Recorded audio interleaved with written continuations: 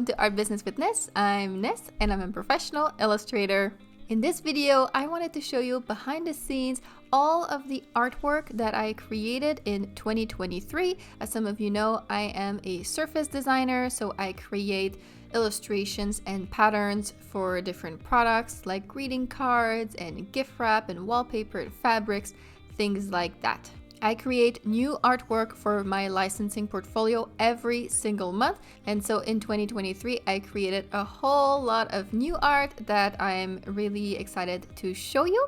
I'm going to try to explain a little bit what was the reasoning to add those pieces to my catalog and some of the choices that I made, and also I'm going to be able to tell you which one of these have sold already and which one haven't. So we can see this one, for example, was licensed, and I hope that this is going to give you a nice behind the scenes look at the type of things that do sell and the type of things that don't. I hope you'll find it helpful. But right before we get started, if you're new here and you would like to see more videos like this, don't forget to subscribe to this channel and hit the little bell to get notification whenever I post a new video. So let's start. In my Airtable here is where I keep all of my designs with all the information so that I know exactly what I have available. If a company asks me, for example, oh, can you send us all of your Christmas designs? Then I know that I can go in here and I can filter by theme, Christmas, and I can easily find every single Christmas thing that I have so that I don't forget anything. Airtable is free to use and I absolutely love it to organize my surface design catalog. I'm going to leave a link in the description below if you want to sign up for Airtable too. As I said, it's free and it's a wonderful app. I have my designs grouped here by year. So this year I have licensed or sold some older designs that I created last year in 2022 or in 2021. But I've also managed to sell some designs that I created in 2023. So very quickly these designs sold and that was very exciting. But before we jump in and I show you all of the artwork, I just wanted to give you a little bit of where my mind was at this year. Previously, my focus was on building my catalog of designs and getting some deals. But this year, I felt like I was on more stable ground. I already had a large catalog, already had some deals behind my belt. And so I really wanted this year, 2023, last year, to get an agent, a licensing agent. That was my main goal. And a lot of my decisions this year and what I decided to do is based on that. So the first collection that I created right off the bat in January is this lavender unicorn collection. I made this collection specifically to pitch to licensing agencies, and so I really wanted to wow them. I put everything in this. I tried to create a small collection, but something that was really well-rounded. So a portrait illustration, a landscape orientation illustration, and then two very good, strong, solid hero patterns that were very impressive. I know that unicorns are a very popular theme for any juvenile designs, and so that's what I decided to do. I didn't have any unicorns in my portfolio, and I thought this would be a really good addition. And this collection has had some really good feedback, especially this illustration and this pattern right here, both of which have had several inquiries, so that was really exciting. I'm going to show you a little bit bigger.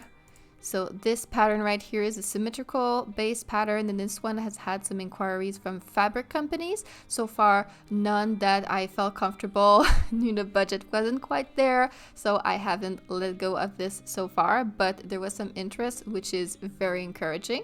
And then this card right here, which I've actually licensed already to a greeting card company. So I sent this collection out to agencies and I got some good feedback for it, but still no takers. But I did get some great feedback from that round, and I was asked to add some more Christmas stuff and more lettering to my portfolio. And so in the next couple months after that, that's what I focused on.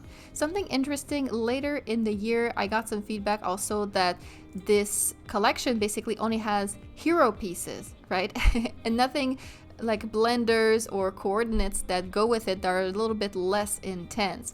And so I ended up going back in and adding some more. So these are the same flowers from the card, and I just put it together in this little pattern that can be a coordinate, something that matches but isn't quite as busy as the big ones. And then we had this one that's like a stripe but with unicorns and rainbows. And so I created this little rainbow clouds pattern, which I think would be super cute as a wallpaper, like very tasteful and minimalistic, but very adorable and soft. And so I created this. I have not licensed them yet, but you know, it's early still. You can license stuff that you've done years and years ago. So I'm not too worried about that. Really excited to have sold this card. And so afterwards, I worked on some lettering and created this collection here, which I think I might go back and create some coordinate patterns to go with it, because right now it's just illustrations.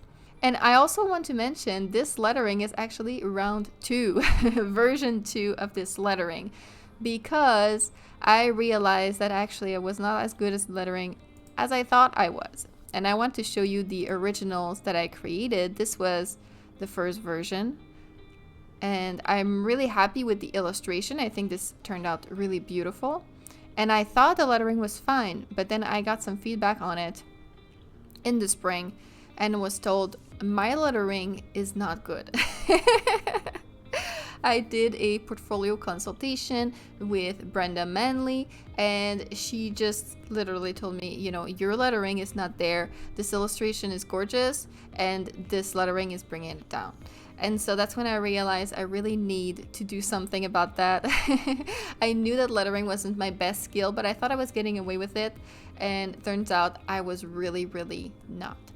And so I took some classes. You know, I went to Domestika, I bought several classes, I practiced, I did all the work, and then I went back and redid the lettering for this collection, and actually the lettering for quite a few collections. Going back to 2021 and then of course 2022, I redid most of the lettering for all my collections this year. And it's one of the reasons that I've created a bit less designs this year, is because I went back and I fixed a lot of stuff, but I think it really upgraded it. So this one, for example, this was my first version, and a couple months later when I redid it after some classes, this is what it ended up being. So what an upgrade, right?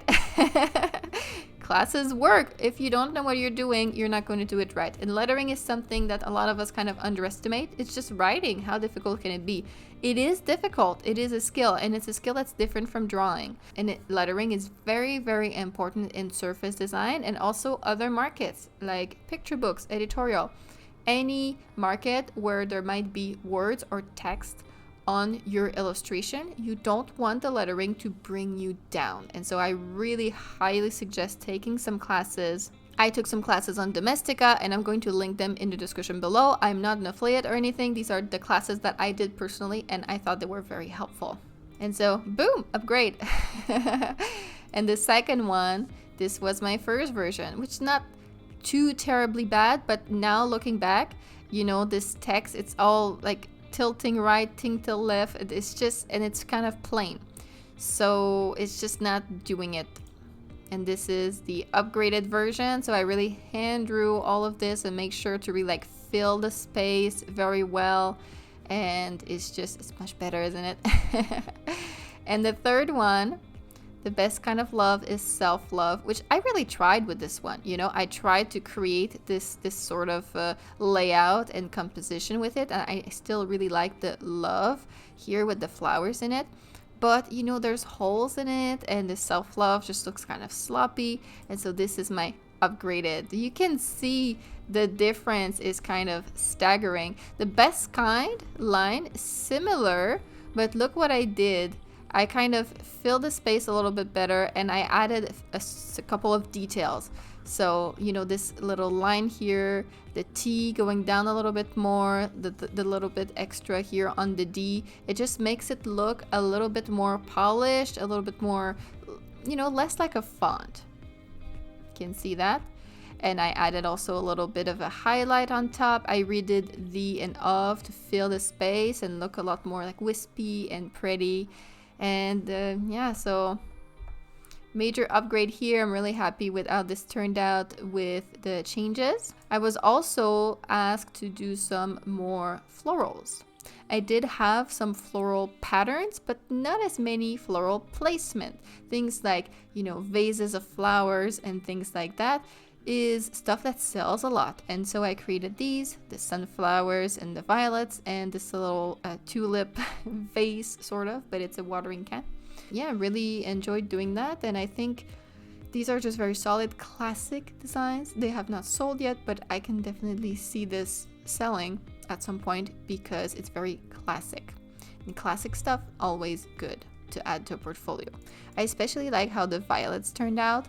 This is all digital watercolor. I do it in Procreate, and I think these look especially realistic. So I'm very happy with how they turned out. Oh, this one has licensed. See, I have not even remembered that. I licensed this to a card company. There isn't even any text on it or anything. This surprises me.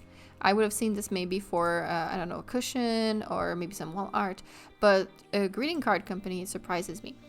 This year, because I was focusing on agents, I did a bit less querying than usual. And so because I had less time to do that, I focused mainly on greeting cards clients, because it takes me more time to prepare different pitches for different types of markets. If I want to do something for fabrics, I would have to put together, things that would look good for fabrics. And so I just focused on my greeting card contacts that I have and pitched to them several times during the year. So almost all of the stuff that I licensed by myself this year is all greeting card stuff. So these two as well. Christmas, which I'm going to show you in a second, also partially available, means that I license them for a specific category, and the category is greeting card because that's all that I queried this year. So this is, I was told to add some more Christmas, and Christmas stuff sells really well. It does. It's classic. Even if you were to do only Christmas designs and nothing else, you would have a very good career. Almost like 90% of the sales that surface designers make is Christmas stuff. It's very, very important to have Christmas stuff, and I happen to love it. I think there's always so many possibilities. It's the same theme, Christmas. You'd think that you would run out of possibilities, but there's always an angle, and I love to try to find something, like a different way to do it. And so this one, I wanted to use a silver and navy blue as my color palette because I didn't have that in my portfolio, and so this was a little bit different, putting a little twist on it. And I thought, if people don't like the blue and they want typical green, then I can just recolor it, right? But as it turns out, both this card and this card, A Peace and Warm Wishes, both of them licensed, and so I guess I don't have to redo them. They were popular enough. I did not license these blender patterns. I added them just to, sometimes companies, they want to add some matching things. Maybe they get this card and then maybe they want this for the envelope or for a wrapping paper that goes with it, right? It matches so well because the pattern is included here on the tablecloth, and these dots are reminiscent of the dots that are on the corners here. So it turns out the companies just wanted the card. They didn't get the blender patterns, but they could have. And it's easy enough to make, so that's why I added these just to round out the collection. And so yeah, both of these licensed, woohoo, in the bag. And then we can see there's a big gap here from April to September. I didn't do any new collections, and it's because during that time I was really working on learning lettering, taking classes, practicing, and redoing all my older collections. So that's why there is the big gap there. And then I came back in force making these new collections. These ones are actually all hand painted, and that's because I signed up to participate to an art show, in-person art show in my local community, and so I painted some originals for that art show. Disclaimer, the show went so badly. It was complete disaster because almost no one showed up. I think maybe 10 people showed up. So it was an absolute disaster. Still, I managed to sell this painting, which was actually the painting that I gave to their charity option. So I didn't actually get any money for that, but at least it sold and the charity got the money, so there is that. This is definitely my favorite one. this face, which I wasn't able to fit it all. So I cropped it a little bit. This is the full thing, but I thought this was a nice thing to do to kind of hit two birds with one stone, that I was painting some, hand painted originals for that show. So I had a chance to try to sell those originals, and then I can also put them in my licensing portfolio. So maybe I license them and I sell the originals. That was the thought behind it, but I didn't sell anything. But can always sell them in the future, so I'm not too worried about that. I like to try new things and experiment. Sometimes it works and sometimes it doesn't, and I want to be perfectly honest with you. I do really love this lemon pattern, and I think this would look great on maybe some napkins or something, or tablecloth or tea towel. So I think this one has a good potential, and this one would look great for like a puzzle maybe, or wall art. But this is kind of more intricate than I usually do because it's actual gouache. We can see a lot of like details in the colors and things like that. I think these turn out gorgeous, but of course, because they're hand painted, they took forever to make. I spent pretty much August, September, like 2 months solid just working on these, because that's not it. There was more. I also did these. So these 3 paintings, and then I made these patterns to go with it. These 3 patterns are actually in digital. So I did these Procreate. They weren't for the show. So these are just my usual Procreate watercolor look. And then these are gouache, and they were for the show. I don't know if I like how this one came out. I don't like it as much, but I really like this one. I hope it sells eventually, but for right now, that's what we have. But going back a little bit, because I skipped over this, I also created this baby collection, which actually this was inspired by my sister.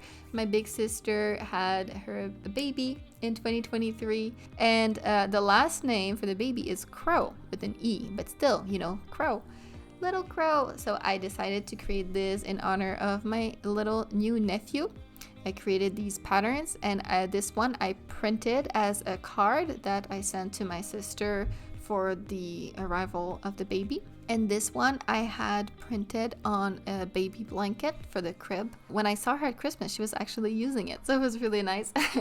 I used the print on demand website to print my own, uploaded my own design, and then printed this one.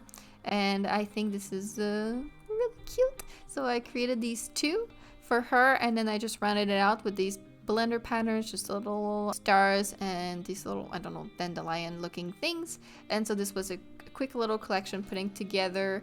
Sometimes, we get inspired by things like that for our own life. And I always think, if I create a design because it's something that I want to use myself, or it's for someone and for them to use, usually it ends up being kind of more on point, more marketable, because if I want to use it, maybe other people want to use it too. And so I think this turned out really lovely. Also, I chose the colors that my sister likes. She really likes these blue grays. Like, she's very like minimalistic queen, like super neutral. I love bright colors, so I would always make something that's kind of rainbow or pink, but all of her baby stuff is gray or blue gray, like very very neutral. So I picked the colors for her, since it's for her, not for me. I did not license any of these or this one yet, so all of this, the status of this is all open, but I didn't have time to query a lot during that time either, so that also has a lot to do with that.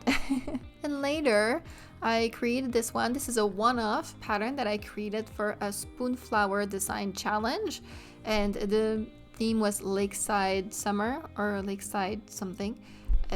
So I just painted these elements, little turtles and little canoes and the marshmallow and things, and I put together this pattern. It's the first design challenge that I joined for Spoonflower.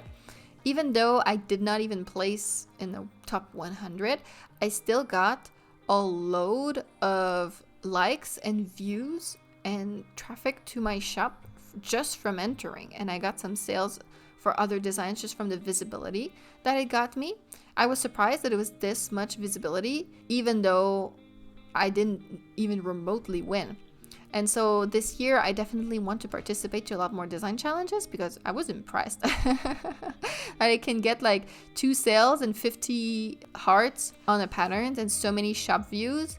Imagine if I'd gotten in the top 10, how that visibility would have been. It's kind of crazy to think about. I think if you're on Spoonflower, definitely entering these design challenges is a great way to just get eyeballs on your products. So this was a one-off that doesn't have collection or anything, and I never work with one-offs like this. All of my others have collections, and even going back to 2021, if I showed you, it's all in collections. So this was very unique situation. And then around October, something really wonderful happened, and I actually signed with an agent. So that's, you know, after months and months and months, all year focusing on that goal. It's a whole thing. If you're looking for an agent and it's not working out for you, just be persistent, because it takes that. For me, it has been a while. It's been longer than a year that I've been trying, but this year specifically, I pitched several times. I want to say like maybe 5 or 6 times. I sent these follow-ups like crazy, and finally I was able to sign. I'm not fully represented by them yet. It is a 6-month trial that we did, but so far this agent, she has sold many of my things, so I think it's going really well. And I've been really happy with that. Now, since signing with that agent, she's also been able to give me a lot of art direction and a lot of feedback and advice and stuff like that. So that's been really interesting. She asked me to do some changes also on my old collections. So on top of changing the lettering, I went back and changed a lot of other things. For example, this pink collection for Christmas that I had done in 2022, she said, you know, it's very pink. And that was the point, like it's pink Christmas, but she said, you know, it's a little bit too tone on tone, maybe try to add a little bit of mint green or something like that in there just to break it up a little bit. And I thought that was a great suggestion, and so I did it, and this is the new collection after the mint green and the revamped lettering. Yeah, I really enjoy the change, and there's nothing better than when you get feedback and then you actually do it and it's much better afterwards and you feel really happy with how much you improved it. And so that was great. And I actually licensed this flamingo illustration after the changes, so yay. Sold something.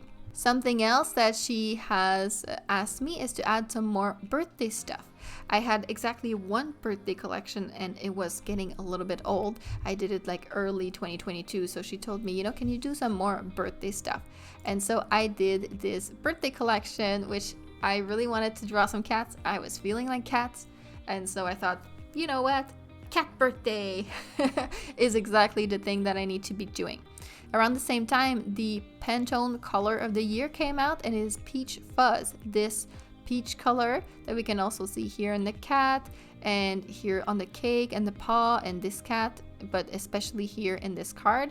This is Peach Fuzz, the Pantone color for 2024. So I tried to incorporate that at the same time since it was coming out around that time. So yeah, this one, I didn't want to do this many cards. At first I was going to do some patterns too, but I sketched out some ideas and I just had so many ideas for the cats.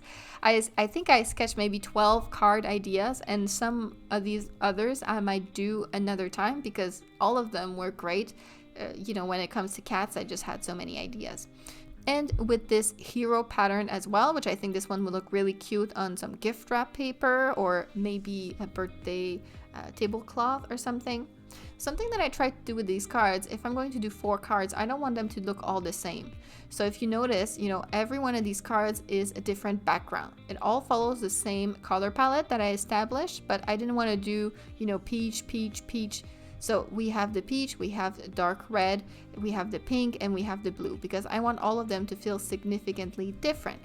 And then all of them have a different layout too. So we have this one that's kind of close up on the upper body of the cat. We have this one where we can see the whole body of the cat, but pretty big in here. And this one is a composition with 3 cats that we can see them all full body and something else for them to stand on.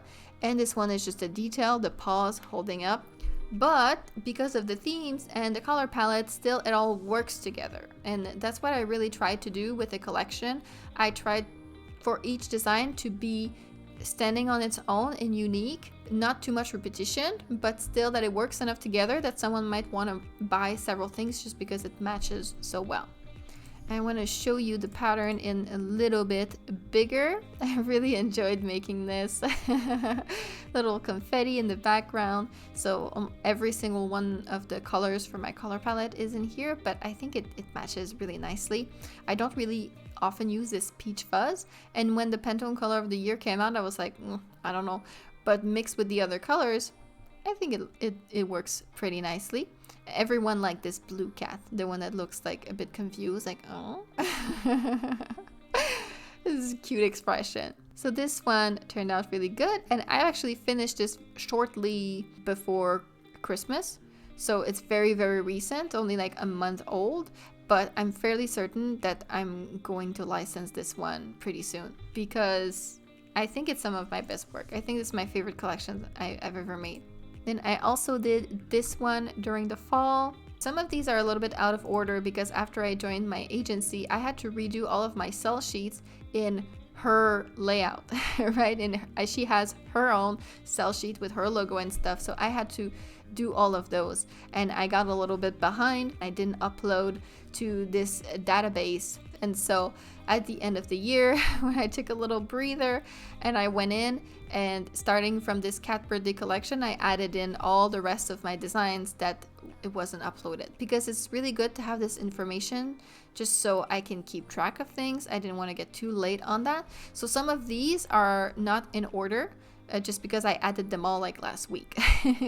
So this cat birthday is actually the last thing that I did this year, and this one I did during the fall. This was early November I did this, and so I wanted to make this sort of fall Halloween, but not too Halloween, also could just be for fall in general collection. But I already have some Halloween stuff in my portfolio, and I was trying to find some sort of angle so it wouldn't be exactly the same. I wanted to do something a little bit different. And so, of course, what I came with is I'm going to add pink. I don't have a fall collection that has pink in it, and this feels really like me. I've really embraced the pink this year, and I always want to try to put pink in everything, and I think it helps it feel like my signature style. So, you know, simple card with this carving lettering. This was fun to do. And then this pattern with the pink leaves. And then I have a second colorway here that's just on the white because not everyone likes the dark. I like to give some options. And this geometric blender pattern, something that I didn't used to do a lot, like these blender coordinates is not my favorite thing to do. I like to do complicated illustrative hero patterns when I do patterns. And I think a lot of the simple, you know, blender like stripes or polka dots or things like that are things that companies can do in-house. They don't need to hire someone, you know, freelancer to do that or to license these things. So I want to create patterns that are unique and complex enough that a company would actually need someone to buy them from instead of just doing it themselves. But my new agent has told me that a lot of my collections, you know, kind of need that little breather because too much is going on and they need a little bit more of these simpler coordinates. And, you know, she knows best. So I've been trying to add these simpler coordinates, but also make them feel at least complex enough that it's worth it. So for this one, you know, I tried to add a little bit of details, try to make them look a little bit wonky and hand painted. So it's not just like vector or like super straight geometric, but it has this quality of hand painted to it. That's how I tried to make it more unique so that they'd have a reason to get it from me rather than anyone else. That's the reasoning here. So if you do any of those simple geometric patterns, I would recommend to try to give it a little twist. And then I did this Christmas collection to add some more classic Christmas to my portfolio. You can never have too much Christmas. And I wanted to do something very classic, you know, red, green. And this one has the gold in the color palette because gold and green also very classic Christmas. So I had all these ideas. I did these 3 placement illustrations, and even though I finished this super recently, I finished this maybe a month and a half ago at most, and some of these I've already sold. I think this is the quickest that I've ever sold something, so this was very, very fun. This was sold by my new trial agent. I sold this one, A Very Merry Christmas, with the pine cones. And I sold this one. This is like a stripe, right? It's a stripe layout, but with these branches. And I wanted to give it a very watercolor realistic look, which I was able to do with Procreate, which I really like making it look as realistic as I can. And I often look at references of real watercolor effects so I can make it realistic. A lot of people ask me, what brushes do you use? And it's not just the brushes. Yes, the brushes are amazing. I use Lisa Glance's watercolor brushes, which I'll give you a link in the description below. But it's really observation, using references of the type of style, the type of watercolor effect that you want to create. And with this, then you can recreate it. If you try to just do it from your head, from imagination, sometimes you don't get as realistic of a result. And this one, I even added the little splatter to make it extra, hand painted. And this one sold. Same company for both. It is a gift bag company. I designed these thinking that they would be greeting cards, but then, they sold for a gift bag. Well, 2 of these at least did. This one, the gold with the tree and the ornaments, they are still available. Then I put this together, and originally this one was part of my navy blue collection. Remember? Let's go back up.